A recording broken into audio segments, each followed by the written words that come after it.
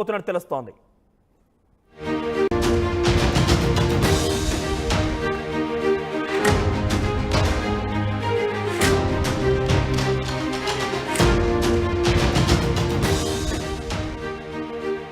తెలంగాణలో రైతు రుణమాఫీపై రేవంత్ సర్కార్ కసరత్తు చేస్తోంది. ఇచ్చిన హామీ మేరకు రుణమాఫీని ఆగస్టు 15లోగా 2 లక్షల రుణమాఫీని మేము చేయబోతున్నామంటూ ముఖ్యమంత్రి రేవంత్ రెడ్డి అనేక హామీలు ఇచ్చారు. పార్లమెంట్ ఎన్నికల నేపథ్యంలో కూడా ప్రమాణాలు సైతం చేశారు. అయితే ఇదే విషయాన్ని ముందు వేసుకున్నారు రేవంత్ రెడ్డి. అధికారులతో చర్చిస్తున్నారు. ఎలాగైనా సరే ఇచ్చిన హామీ మేరకు రుణమాఫీని చేయాలనే విధంగా రేవంత్ రెడ్డి సర్కార్ ప్లాన్ చేస్తున్నారు. ఇందులో భాగంగానే మంత్రివర్గ సమావేశం ఉండబోతోంది. ఈ మీటింగ్ లో రుణమాఫీ విధి విధానాలు ఖరారు చేసే అవకాశం కనబడుతోంది. ఆగస్టు 15 లోపు 2 లక్షల రుణమాఫీ చేయాలని సీఎం రేవంత్ నిర్ణయం తీసుకున్నారు. పీఎం కిసాన్ తరహాలోనే రుణమాఫీకి కసరత్తు చేయబోతున్నారు. ఇక అమలు డేట్ కట్ ఆఫ్ కు సంబంధించి ఎప్పటి నుంచి డేట్ తీసుకోవాలన్న విషయంలో కూడా కొంత ప్రణాళికలు రూపొందించబోతున్నారు. అర్హులైన రైతుల్ని గుర్తించి విధి విధానాలు ఎలా ఉండాలనే విషయంలో కూడా వాళ్ళు దానికి సంబంధించి ఒక కొలిక్కి రాబోతున్నారు.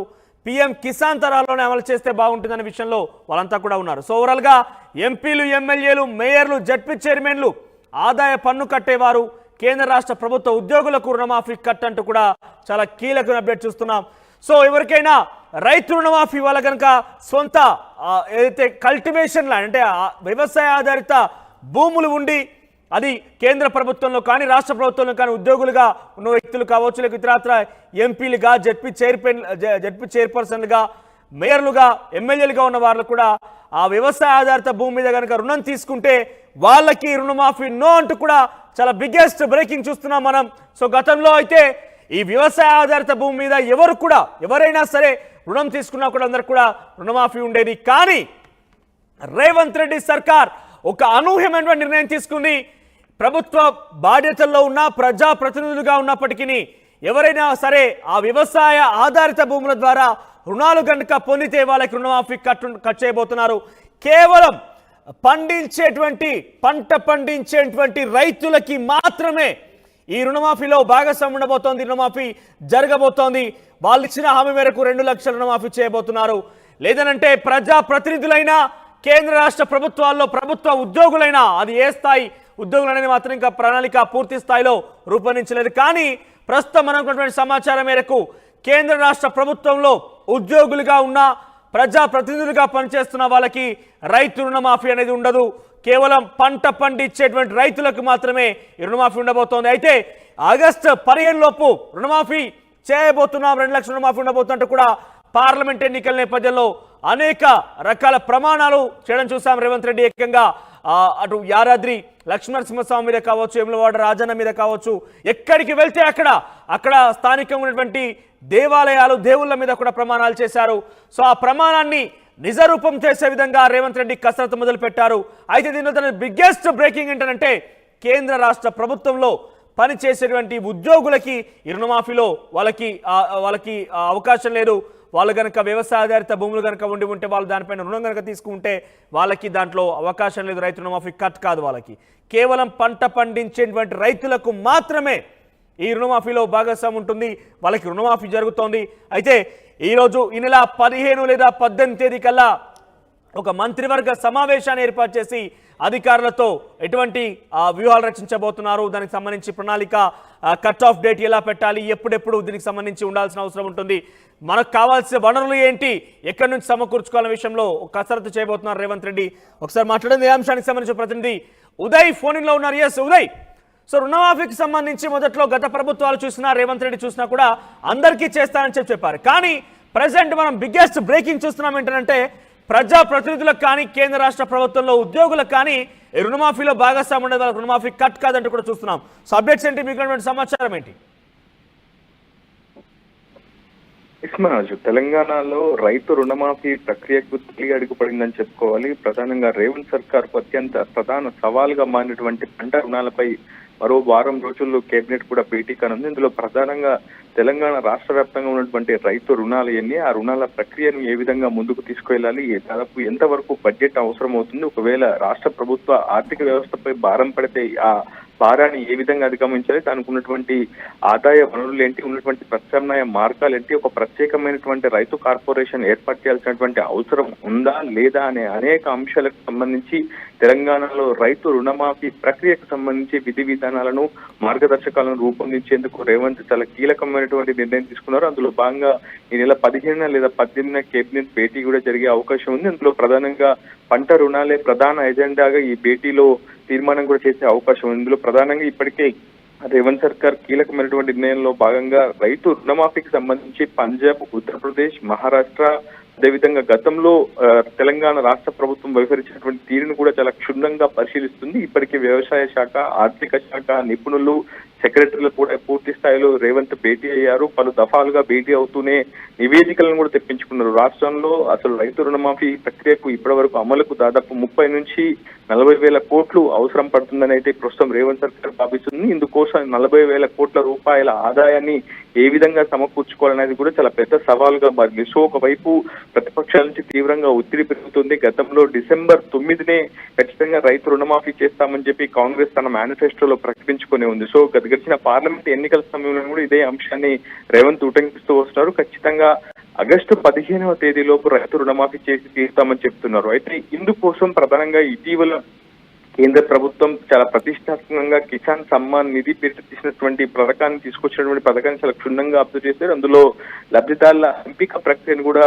అబ్జర్వ్ చేస్తున్నారు అధికారులు. పూర్తి స్థాయిలో ప్రధానంగా రైతు రుణమాఫీకి సంబంధించినటువంటి లబ్ధిదారుల ప్రక్రియను కూడా కేంద్ర సమ్మాన్ నిధికి సంబంధించి రైతు సమ్మాన్ నిధి కోసం కేంద్ర ప్రభుత్వం తీసుకొచ్చినటువంటి మార్గదర్శకాలను రూపొందించాలని సీఎం సర్కార్ రేవంత్ సర్కార్ చాలా సూచన ప్రాయంగా అయితే ఆమోద ముద్ర వేసే అవకాశం అయితే కనిపిస్తుంది. ఇందులో భాగంగా ఎవరైతే రాజ్యాంగబద్ధంగా ఉన్నటువంటి పదవుల్లో ఉన్నారో, మేయర్లు కావచ్చు, జడ్పీ చైర్మన్లు కావచ్చు, ఎమ్మెల్యేలు కావచ్చు, ఎంపీలు కావచ్చు, ఈ విధమైనటువంటి రాజ్యాంగ పదవుల్లో ఉన్నటువంటి వ్యక్తులకు కావచ్చు, 10,000 మించి పెన్షన్ తీసుకున్నటువంటి రిటైర్డ్ అధికారులు కావచ్చు, కేంద్ర రాష్ట్ర ప్రభుత్వ సర్వీసుల్లో ఉన్నటువంటి ఉద్యోగస్తులకు కావచ్చు, ఈ విధమైనటువంటి హోదాల్లో ఉన్నటువంటి వారిని రైతు రుణమాఫీ నుంచి తొలగించాలని ప్రస్తుతం సూచనప్రాయంగా అయితే ఆలోచన చేస్తున్నారు. ఇదే అమలు తీరితే మొత్తం కేంద్రం దేశవ్యాప్తంగా అమలు చేసినటువంటి రైతు సమ్మాన్ నిధి మార్గదర్శకాన్ని ప్రస్తుతం తెలంగాణ రాష్ట్ర ప్రభుత్వం కూడా రైతు రుణమాఫీ ప్రక్రియ కోసం ఆ విధి విధానం తీసుకుంటే బాగుంటుందని ప్రస్తుతం ఉన్నటువంటి ఆర్థిక నిపుణులు కావచ్చు, వ్యవసాయ శాఖ నిపుణులు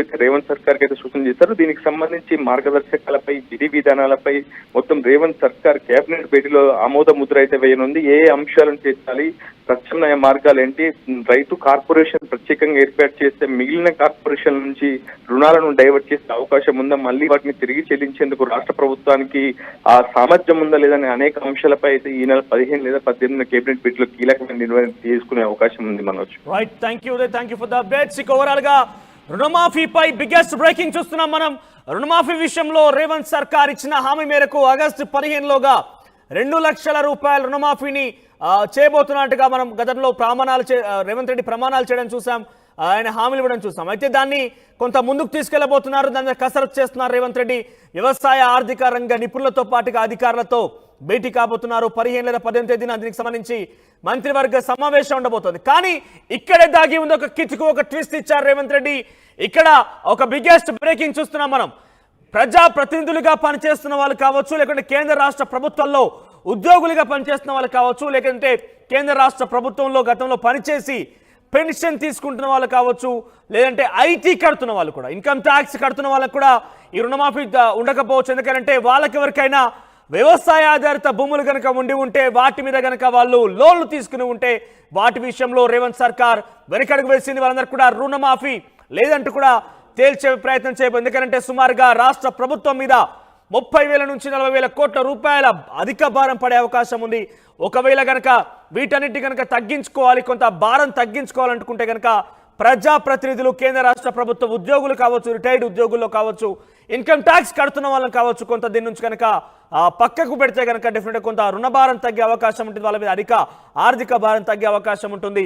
సో అదే నేపథ్యంలో రేవంత్ రెడ్డి సర్కార్ కసరత్తు చేస్తోంది. వీరికి రుణమాఫీ కట్ అంటూ కూడా మనకు తెలుస్తోంది. చూద్దాం మరి, ఎందుకంటే గత ప్రభుత్వంలో ఎన్నడూ కూడా, గత ప్రభుత్వాలు ఏవి కూడా ఈ రకంగా ప్రభుత్వ ఉద్యోగులకు కానీ, కేంద్ర ఉద్యోగులకు కానీ, ప్రజాప్రతినిధులకు కానీ కట్ చేసినట్టుగా మనం చూడలేదు.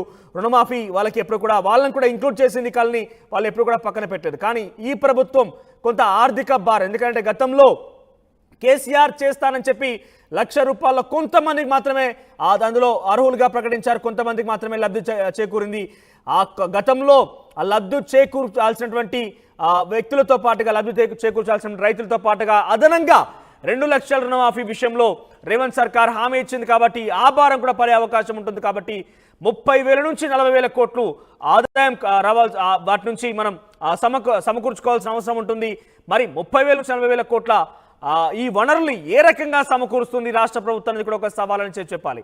సో కొంత భారం తగ్గించుకునేందుకే ఈ రకమైన నిర్ణయం తీసుకుంది రాష్ట్ర ప్రభుత్వం అని తెలుస్తోంది. సో దీనికి సంబంధించి తుది నిర్ణయం అంటే దానికి సంబంధించి పూర్తి ప్రణాళికలు కావచ్చు, గైడ్ లైన్స్ అన్ని కూడా ఈ నెల 15 లేదా 18 తేదీ కల్లా పూర్తి స్థాయిలో మంత్రివర్గ సమావేశం, వ్యవసాయ ఆర్థిక నిపుణులతో భేటీ జరిగి ఏ రకంగా వనరులు సమకూర్చుకోవాలి, ఏ రకంగా దీనికి సంబంధించి రుణమాఫీకి సంబంధించిన హామీ నెరవేర్చాలని ఒక విషయంలో ఒక కొలిక్కి రాబోతోంది. కానీ చాలా క్లియర్గా తెలుస్తున్న అంశం ఏంటంటే పంట పండించేటువంటి రైతులకు మాత్రమే రుణమాఫీలో ఇంక్లూడ్ కాబోతున్నారు. మిగిలినటువంటి కేంద్ర రాష్ట్ర ప్రభుత్వ ఉద్యోగులందరూ కూడా వాళ్ళ నుంచి పక్కన పెట్టబోతున్నారు. కేవలం పంట పండించేటువంటి రైతుకు మాత్రమే రుణమాఫీ అనే నిర్ణయం రేవంత్ సర్కార్ తీసుకోబోతున్నట్టు తెలుస్తోంది.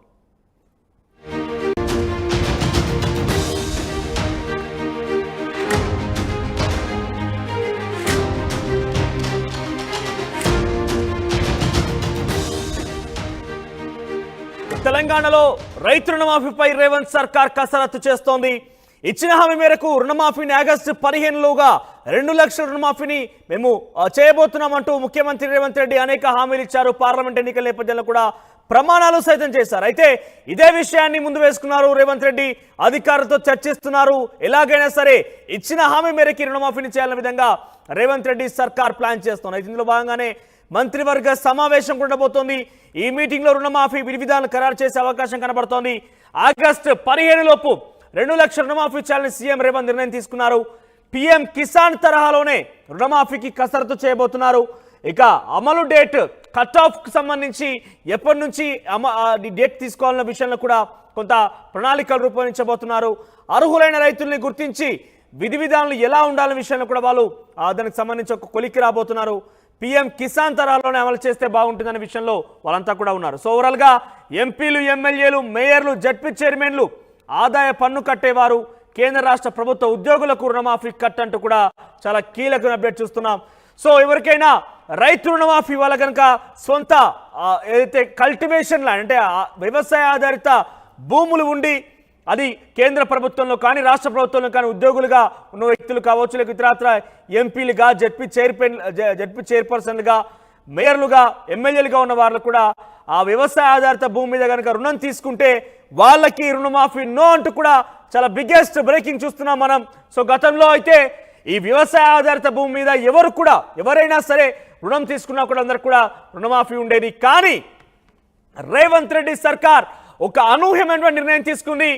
ప్రభుత్వ బాధ్యతల్లో ఉన్న ప్రజాప్రతినిధులుగా ఉన్నప్పటికీ ఎవరైనా సరే ఆ వ్యవసాయ ఆధారిత భూముల ద్వారా రుణాలు కనుక పొందితే వాళ్ళకి రుణమాఫీ కట్ చేయబోతున్నారు. కేవలం పంట పండించేటువంటి రైతులకి మాత్రమే ఈ రుణమాఫీలో భాగస్వామ్యం ఉండబోతోంది, రుణమాఫీ జరగబోతోంది. వాళ్ళు ఇచ్చిన హామీ మేరకు 2 లక్షల రుణమాఫీ చేయబోతున్నారు. లేదనంటే ప్రజాప్రతినిధులైనా, కేంద్ర రాష్ట్ర ప్రభుత్వాల్లో ప్రభుత్వ ఉద్యోగులైనా, అది ఏ స్థాయి ఉద్యోగులనేది మాత్రం ఇంకా ప్రణాళిక పూర్తి స్థాయిలో రూపొందించలేదు. కానీ ప్రస్తుతం మనకున్నటువంటి సమాచారం మేరకు కేంద్ర రాష్ట్ర ప్రభుత్వంలో ఉద్యోగులుగా ఉన్న, ప్రజాప్రతినిధులుగా పనిచేస్తున్న వాళ్ళకి రైతు రుణమాఫీ అనేది ఉండదు. కేవలం పంట పండించేటువంటి రైతులకు మాత్రమే ఈ రుణమాఫీ ఉండబోతోంది. అయితే ఆగస్టు 15 లోపు రుణమాఫీ చేయబోతున్నాం, 2 లక్షల రుణమాఫీ ఉండబోతున్నట్టు కూడా పార్లమెంట్ ఎన్నికల నేపథ్యంలో అనేక రకాల ప్రమాణాలు చేయడం చూసాం. రేవంత్ రెడ్డి ఏకంగా అటు యాదాద్రి లక్ష్మణసింహస్వామి మీద కావచ్చు, వేములవాడ రాజన్న